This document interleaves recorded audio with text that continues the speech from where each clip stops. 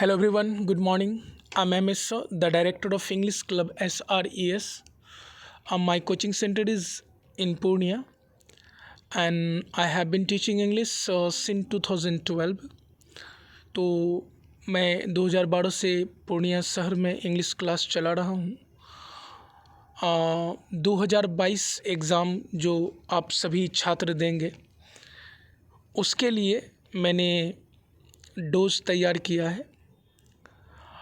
जैसा कि आप स्क्रीन पर देख पा रहे हैं, every single dose makes you strong to fight the disease called exam. प्रत्येक खुराक आपको मजबूत बनाता है उस बीमारी से लड़ने के लिए जिसे हम एग्ज़ाम कहते हैं। हाँ फ्रेंड्स, एग्ज़ाम सच में एक बीमारी है और इस बीमारी से लड़ने के लिए आपको लगातार खुराक चाहिए, डोज चाहिए। तो इसी तरह एक डोज के बाद फिर दूसरा, तीसरा कंटिन्यू आपको मिलता रहेगा। तो ये आखिर ये डोज का समय क्या होगा, कब आएगा ये? डियर स्टूडेंट्स, याद रखेंगे मेरे कोचिंग सेंटर में ऑफलाइन टेस्ट के बाद उसी क्वेश्चन को यूट्यूब में मैं आप लोगों के लिए लेकर आऊँगा। इससे जो बाहर के स्टूडेंट हैं वो भी फ़ायदा उठा पाएंगे, साथ ही साथ मेरे यहाँ का जो ऑफलाइन स्टूडेंट है वो भी सही से अपने क्वेश्चन को चेक कर पाएंगे कि उन्होंने एग्ज़ाम जो दिया है उसमें कितना मार्क्स आ रहा है उसको, और साथ ही साथ ये भी वो पता कर पाएंगे कि आखिर सटीक आंसर है क्या और क्यों है। तो by the way, without delay हम लोग आगे बढ़ते हैं। डियर स्टूडेंट्स, हमारा पहला क्वेश्चन है dash Taj Mahal is the sign of love. तो यहाँ पर आर्टिकल पुट करना है, तो कौन सा आर्टिकल यहाँ पे पुट होगा? ए होगा, एन होगा, द होगा या फिर नो आर्टिकल होगा? Dear students, there is a rule, एक नियम है। नियम यह है कि the is always used before the name of historical buildings. जितने भी हिस्टोरिकल बिल्डिंग्स हैं, ऐतिहासिक भवन हैं, तो याद रहे ये ताजमहल ऐतिहासिक भवन है। चाहे आप रेड फोर्ट की बात करोगे या इंडिया गेट की बात करोगे, तो these are the historical buildings. और याद रखेंगे हिस्टोरिकल बिल्डिंग्स हमेशा द लेता है, तो आपका परफेक्ट आंसर होगा द। तो कंप्लीट सेंटेंस इस प्रकार है, the Taj Mahal is the sign of love. चलिए नेक्स्ट क्वेश्चन की ओर चलते हैं। हमारा अगला क्वेश्चन है राम प्लेस डैश फ्लोट। यहाँ पर भी हमारा आंसर द होगा। द इसलिए होगा क्योंकि आपने पढ़ा होगा the is always use before the name of musical instrument. जितने भी म्यूजिकल इंस्ट्रूमेंट हैं वो अपने से पहले आर्टिकल द लेता है, आप याद रखेंगे। चलिए, तो हमारा अगला क्वेश्चन है गैलीलियो इन्वेंटेड डैश टेलीस्कोप। तो telescope is the name of invention, आविष्कार का नाम है और आविष्कार का नाम द लेता है। The next question dash rich are honest. Rich are honest, अमीर ईमानदार होता है या अमीर लोग ईमानदार होते हैं। तो याद रहे रिच यहाँ पर एडजेक्टिव है और द रिच अगर हम कर देते हैं, द लगा देते हैं, तो ये नाउन बन जाता है। तो याद रहे अमीर ईमानदार नहीं, अमीर लोग ईमानदार होते हैं, सॉरी बेईमान होते हैं। डिसऑनेस्ट मीन्स बेईमान, तो द रिच आर डिसऑनेस्ट, यहाँ पर आपका द हो जाएगा। हमारा अगला क्वेश्चन है he is dash Bhim of my village. वह मेरे गांव का भीम है। इसका मतलब उसका नाम भीम नहीं है, भीम जैसा गुण है उसमें। तो जब किसी व्यक्ति का नाम गुण बन जाए तो वो आर्टिकल द लेता है। इसमें दूसरा नियम भी आप अप्लाई कर सकते हैं। भीम एक वर्ड है, माई विलेज दूसरा वर्ड है। यहाँ देखिए भीम एक वर्ड है, माई विलेज दूसरा वर्ड है। जब दो वर्ड ऑफ से जुड़ा रहे तो पहला वर्ड द लेता है। चलिए, हमारा नेक्स्ट क्वेश्चन है the more you gate dash more you wish.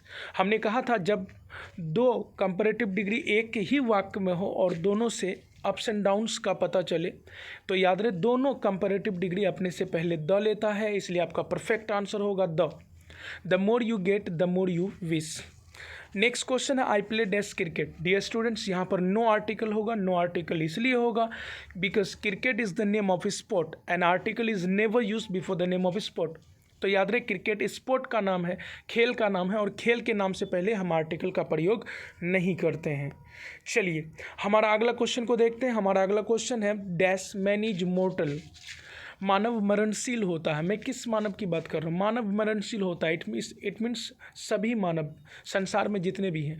तो डियर स्टूडेंट्स, याद रहे जब मैन का प्रयोग व्यापक स्तर पर होता है, बड़े स्तर पर होता है, सभी के लिए यूज होता है, ऑन दैट कंडीशन हम लोग यहाँ पर आर्टिकल का प्रयोग नहीं करते हैं, सिर्फ मैन इज मॉर्टल होगा। चलिए, हमारा अगला क्वेश्चन है I like this type of dash pen. तो याद रखेंगे type of, kind of, sort of, variety of के बाद जो नाउन आता है वो आर्टिकल नहीं लेता है, इसलिए आपका परफेक्ट सेंटेंस है I like this type of pen. Article यहाँ पर यूज नहीं होगा। चलिए हम लोग चलेंगे नेक्स्ट क्वेश्चन की ओर। डियर स्टूडेंट्स, हमारा अगला क्वेश्चन है this is dash car I bought yesterday. This is the car I bought yesterday. हाँ, ये वही कार है जिसे मैंने कल खरीदा। इसका मतलब ये पूर्व परिचित है। जो नाउन पूर्व परिचित हो आर्टिकल द लेता है। 11th नंबर में he bought dash new apartment. He bought a new apartment, वह एक नया अपार्टमेंट खरीदा है। तो हर कोई खरीदा, कोई सा भी अपार्टमेंट, ये कोई निश्चितता का पता नहीं चल रहा था। अपार्टमेंट हो जाएगा, न्यू अपार्टमेंट। नेक्स्ट क्वेश्चन है my neighbour is dash careless driver. Dear student, simply इसको समझ सकते हैं कि जैसे डॉक्टर, टीचर, इंजीनियर, ड्राइवर, ये सब पेशा का नाम है और पेशा के नाम से पहले आर्टिकल ए या एन लगता है। दैट्स वाई यहाँ पर आर्टिकल ए होगा आपका। माई neighbour is a careless driver. The next, Anshu visited dash जू इन कलकत्ता। यहाँ पर आप देख सकते हैं जू एक वर्ड है, कलकत्ता दूसरा वर्ड है। जब दो वर्ड प्रीपोजिशन से जुड़ा हो, ऑफ या इन से, जब दो वर्ड ऑफ या इन से जुड़ा हो तो पहला वर्ड द लेता है, इसलिए आपका आंसर क्या होगा? द। चलिए हमारा अगला क्वेश्चन है when did you get up in dash morning. You know very well, in the morning, बचपन से बोल रहे हैं हम लोग। When did you get up in the morning, okay, the morning हो जाएगा। चलिए चलते हैं हम लोग नेक्स्ट क्वेश्चन की ओर। डियर स्टूडेंट्स, हमारा अगला क्वेश्चन है Bimal is dash poor boy. तो Bimal is a poor boy. चलिए 16th नंबर देखते हैं। English language is much younger than Sanskrit. याद रखेंगे, इंग्लिश लैंग्वेज संस्कृत भाषा से बहुत कम उम्र का है। याद रखेंगे, English language is much younger than Sanskrit. Next question हमारा है the Anglo sections were dash people. याद रखेंगे, जर्मनिक पीपल, जर्मनी से आए थे ये लोग। हमारा अगला क्वेश्चन है invention of printing press happened in dash. Printing press का आविष्कार कब हुआ? याद कीजिए, प्रिंटिंग प्रेस का आविष्कार मिडिल इंग्लिश के समय में हुआ, 1476, 1476।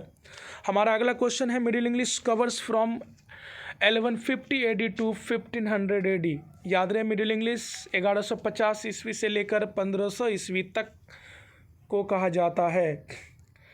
डियर स्टूडेंट्स, हमारा अगला क्वेश्चन है 20 number. The history of English begins with the coming of Anglo Saxon from Europe to main Britain. याद रखेंगे, अंग्रेजी का इतिहास शुरू होता है जब एंग्लो सेक्शन यूरोप से कहाँ आते हैं? ब्रिटेन आते हैं।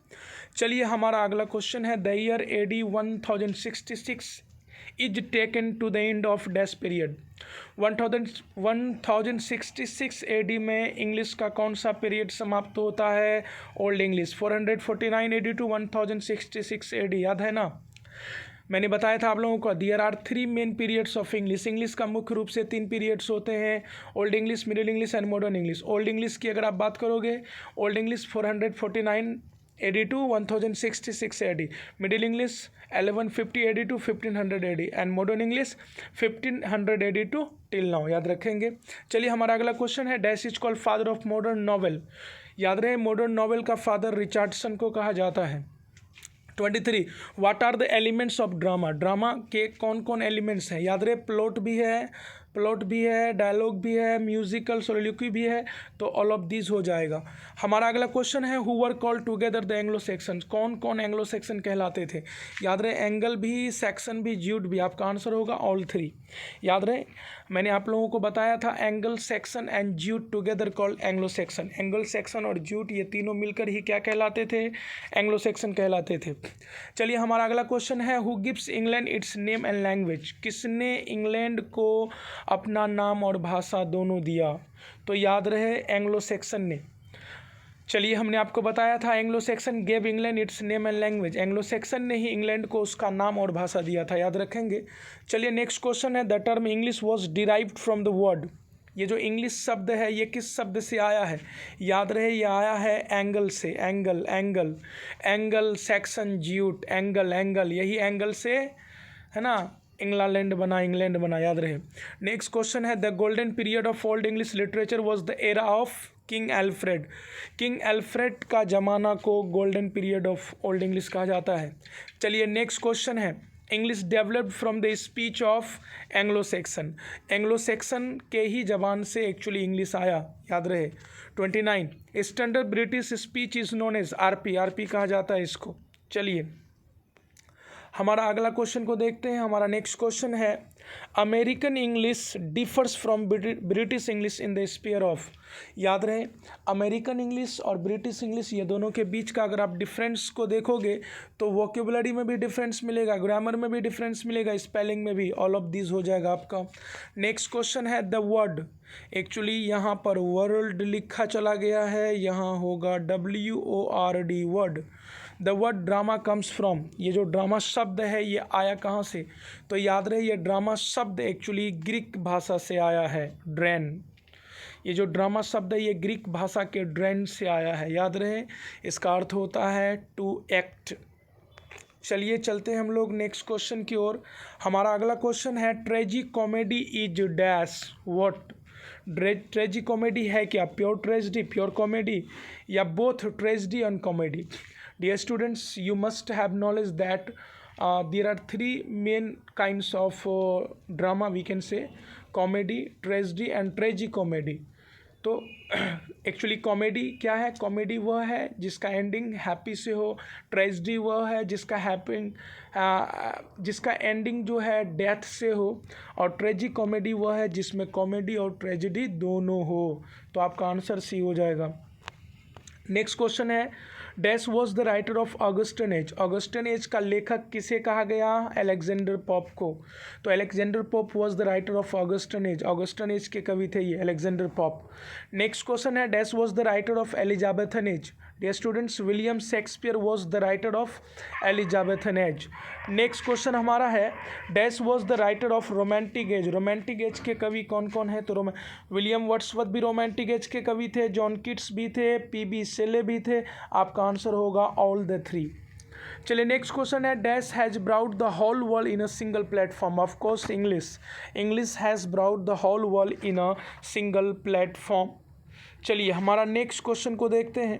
हमारा अगला क्वेश्चन है, dash is called childhood of English. Childhood of English किसे कहा जाता है? ऑफ कोर्स ओल्ड इंग्लिश को। Old English is called the childhood of English. Next question, dash is also called Anglo Saxon period. Dash is also called Anglo Saxon period. Of course 449 AD to 1066 AD तक England में Anglo Saxon का राज रहा था। That's why हम old English को Anglo Saxon period बोल सकते हैं। चलिए 39 में है, dash is called dark age of English. Dash को डार्क एज ऑफ इंग्लिश कहा जाता है। तो याद रहे, डैश को डार्क एज ऑफ इंग्लिश कहा जाता है, ओल्ड इंग्लिश को। Sure, old English failed to produce better literature, that's why we can say old English is known as the dark age of English. कहने का मतलब ओल्ड इंग्लिश बेहतर साहित्य का निर्माण नहीं कर पाया था, इसलिए हम लोग ओल्ड इंग्लिश को डार्क एज ऑफ इंग्लिश बोलते हैं। ठीक है, अगला क्वेश्चन है, printing press was the biggest achievement of dash.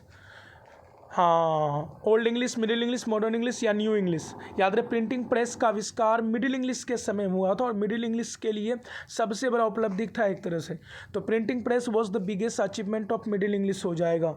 चलिए नेक्स्ट क्वेश्चन की ओर चलते हैं।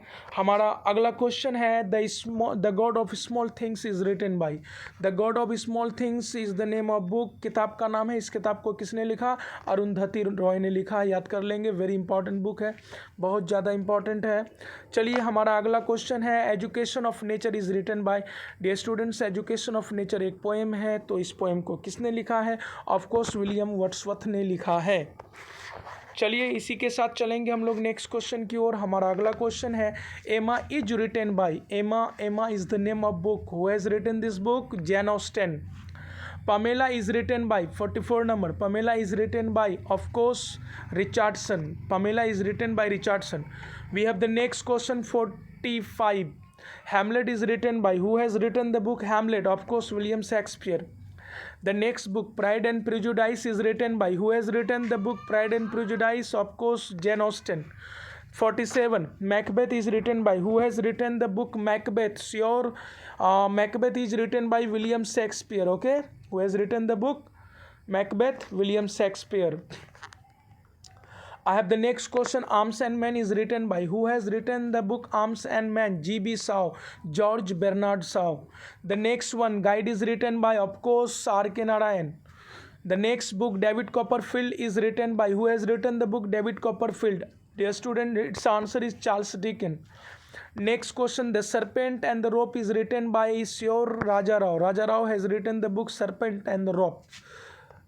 जरूर याद कर लीजिए, ये सभी बुक बहुत ज़्यादा इंपॉर्टेंट है, कई बार एग्जाम में पूछा जा चुका है. चलिए तो बाय द वे अगला क्वेश्चन है, Othello is written by who has written the book Othello. William Shakespeare. देख रहे हैं आप लोग, विलियम शेक्सपियर का बुक लगातार आ रहा है, तो विलियम शेक्सपियर का जितना भी बुक है आप याद कर लेंगे, मोस्ट इंपॉर्टेंट है. 53 चलते हैं. Paradise Lost is written by who has written the book Paradise Lost. याद आ रहा है आप लोगों को, पैराडाइज लॉस्ट हो या पैराडाइज रीगेंड हो, जॉन मिल्टन ने लिखा है, याद कर लेंगे इसको. चलिए चलते हैं नेक्स्ट क्वेश्चन की ओर. 54, train to Pakistan is written by who has written the book train to Pakistan. Khushwant Singh. Okay. 55, untouchable is written by who has written the book untouchable.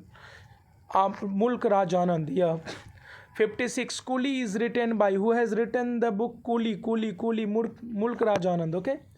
And next 57, lamia is written by who has written the book lamia. John kits.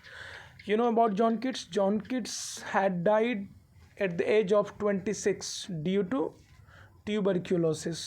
Tuberculosis के कारण मात्र 26 साल की उम्र में John Keats का मृत्यु हो गया था. याद रखेंगे, इन्होंने बुक लिखा था lamia. Okay. Next, the rape of the lock is written by Alexander Pope, the poet of Augustan age. Okay. चलिए नेक्स्ट क्वेश्चन की ओर चलते हैं. हमारा अगला क्वेश्चन है, wasteland is written by T.S. Eliot, Thomas Aston Elliott.